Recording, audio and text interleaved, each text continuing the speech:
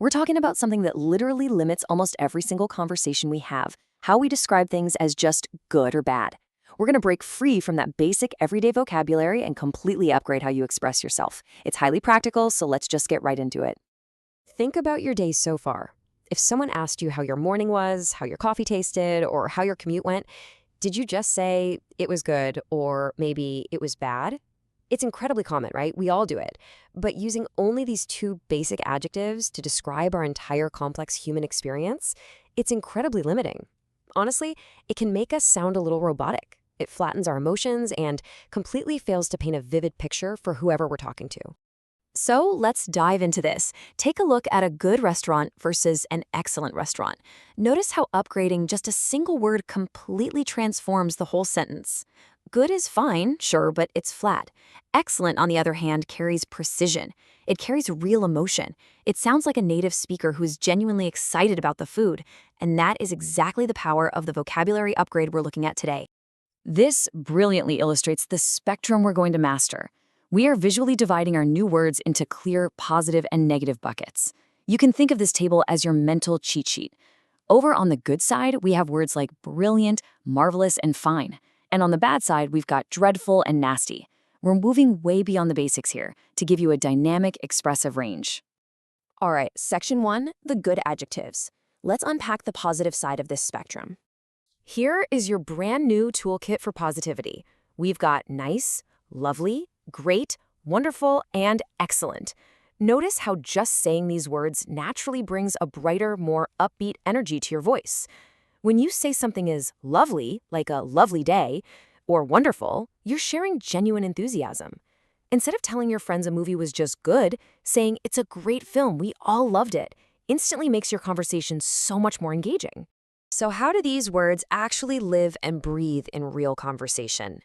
Imagine person A asks, "Do you want to go to London on Saturday?" Person B doesn't just mumble, "That's a good idea." No, they say, "That's an excellent idea." By using excellent, person B completely matches the excitement of a weekend trip to London. It shows they are fully 100% on board. Of course, life isn't always weekend trips to London, is it? Section 2, the bad adjectives. Let's pivot for a second and look at the negative spectrum.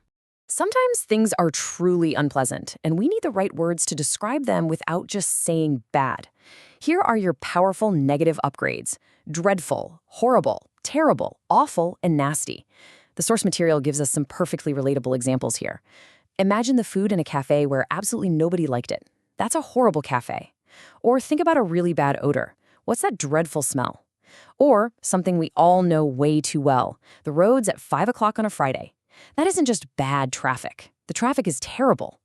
Now, knowing the words is step 1, but step 2 is actually using them to react. Section 3, conversational expressions. This is probably one of the most useful structures you'll take away from this explainer. It's a simple, incredibly elegant formula. The word how plus your adjective. We use this to react immediately to someone's news. If someone shares something great, you don't just sit there and nod. You say, "How nice," or "How wonderful." It's a built-in, structured way to show you are actively listening and emotionally engaged in whatever they're telling you. Let's see this formula in action.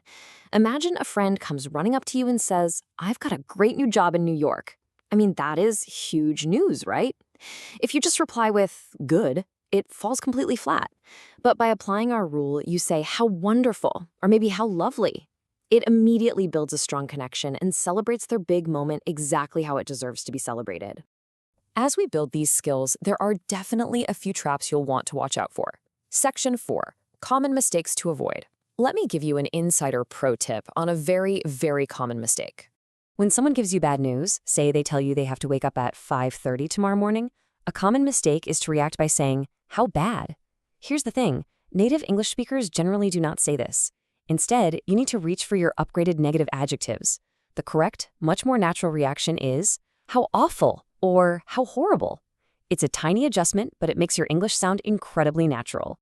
And here is a surprising, slightly ironic roll from our source text. Sometimes a phrase with the word bad in it actually means the exact opposite.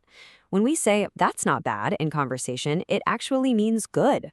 For example, if someone says, I get $500 a week in my job, and you reply, that's not bad, you are actually complimenting the situation. You're saying, that's a good amount.